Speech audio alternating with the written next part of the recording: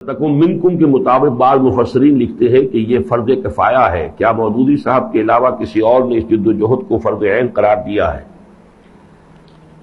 اس کو اصل میں منکم کے بارے میں تو میری بحث موجود ہے کہ یہ من آیا تبعیضیہ ہے یا بیانیہ ہے، اور اس میں بہت سے علماء کی رائے یہ کہ تبعیضیہ نہیں ہے، بیانیہ ہے، جس کے لیے مثال دی جاتی ہے للامیر من اولاد ہی جندن، اس امیر کی تو اس کی اولاد ہی میں سے ایک فوج موجود ہے، یعنی اولاد اتنی ہے کہ فوج بن گئی ہے. یہاں پر تبعیضیہ نہیں ہے، یہ بیانیہ ہے کہ اس کے پاس تو اولاد ہی اتنی ہے کہ اس سے ایک فوج بن گئی ہے. تو اسی طریقے سے وَلْتَكُمْ مِنْكُمْ، تم سے ایک ایسی امت وجود میں آنی چاہیے. You should take the form of such an ummah. یہاں تبعیضیہ نہیں ہو جائے گا کہ تم میں سے بعض یہ کام کریں، بلکہ یہ کہ تمہیں یہ شکل اختیار کر لینی چاہیے. تم سے ایک ایسی امت وجود میں آ جانی چاہیے، تم میں سے نہیں، تم سے. لیکن بہرحال اس کو جیسے میں ایک امکان سمجھتا ہوں کہ وہ دونوں درجے سامنے رکھے جائیں، کہ ایک درجہ وہ ہے جو اسی صورت کے آیت نمبر 110 میں ہے کنتم خیر امۃ اخرجت للناس. یہ گویا کہ اس وقت کا معاملہ تھا کہ اس وقت امت مسلمہ حضور صلی اللہ علیہ وسلم موجود ہے، اور آپ کے ساتھی جتنے بھی صحابہ ہیں وہ یقیناً سب کے سب اس کام میں لگے ہوئے تھے. تھوڑا سا درجے کا فرق ہو سکتا ہے، لہذا کنتم وہ وہاں سب کے لیے. البتہ یہ کہ بعد میں ایسا ہو ہی جانا تھا کہ امت میں بہت سے لوگ سو جائیں گے، انہیں اپنا فرض یاد نہیں رہے گا، تو اب اس میں سے جو لوگ جاگ جائیں وہ جاگ کر اپنی ایک ایسی امہ ودن امت کے اندر ایک امت، اسٹیٹ ود ان اسٹیٹ جیسے ہم کہتے ہیں، پارٹی ود ان پارٹی، امہ ود ان امہ. ایک امہ وہ ہے کہ جو اس وقت 1.25 ارب انسانوں کی ہے، جو سوئے ہوئے جنہیں پتہ بھی نہیں کہ ہمارا یہ فرض ہے. جن کو یہ شعور پیدا ہو جائے وہ مل جل کر ایک امت بنے. لیکن پھر اس کے اندر بھی آخر میں اولئک ھم المفلحون، صرف وہ لوگ فلاح پائیں گے. یہ حسر کا اسلوب ہے جو آخر میں آیا ہے وَلْتَكُن مِّنكُمْ أُمَّةٌ يَدْعُونَ إِلَى الْخَيْرِ وَيَأْمُرُونَ بِالْمَعْرُوفِ وَيَنْهَوْنَ عَنِ الْمُنكَرِ وَأُولَئِكَ هُمُ الْمُفْلِحُونَ. اس کا مطلب ہے وہ پوری امہ اطلاق جو ہے وہ مفلحون میں سے نہیں ہوگی، بلکہ جو لوگ اس امت میں سے جاگ کر اس کام کے اوپر کمر کس لیں گے وہی ہوں گے کہ جو فلاح پائیں گے.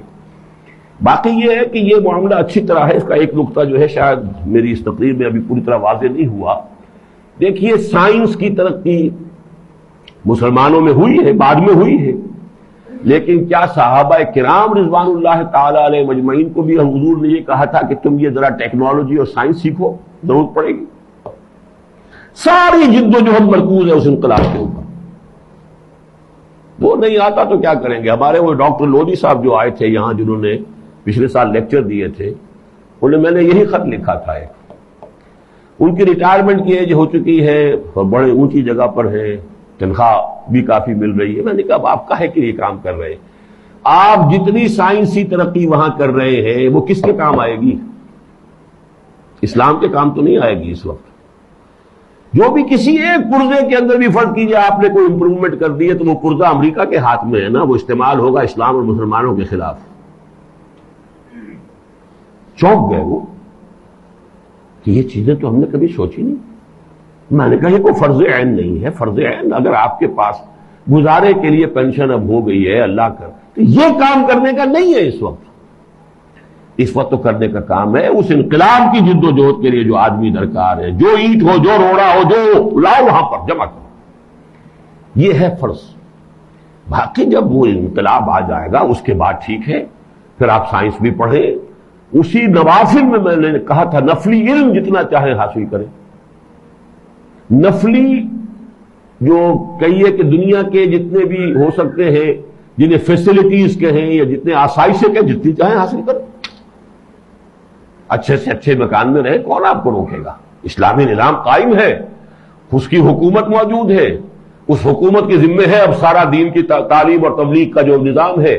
وہ حکومت جب ڈیمانڈ کرے گی جتنے لوگ مانگیں گے وہ نکل آئیں گے. باقی سب کی طرف سے فرض کفایہ ہے. آپ لگے رہیے، مکان میں رہیے، اچھے میں رہیے، اچھا مکان بنائیے، اچھا علم حاصل کیجئے اور سائنسی علوم حاصل کیجئے، اپنے کسی فن میں ترقی کیجئے. ہوتا بعض لوگوں کو کسی فن سے عشق ہو جاتا، یعنی وہ پروفیشن میں صرف معاش کے لیے نہیں ہوتے، بلکہ انہیں اس پروفیشن کے ساتھ یا اس کے کسی حصے کے ساتھ کوئی عشق ہو جاتا، لگے ہوئے اس کے.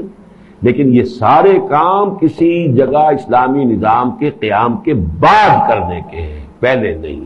پہلا کام، اولین کام، بنیادی کام یہ ہے. یہ نہیں ہو رہا ہے فرض کفایہ کی حد تک بھی تو امت پوری کی پوری مجرم ہے.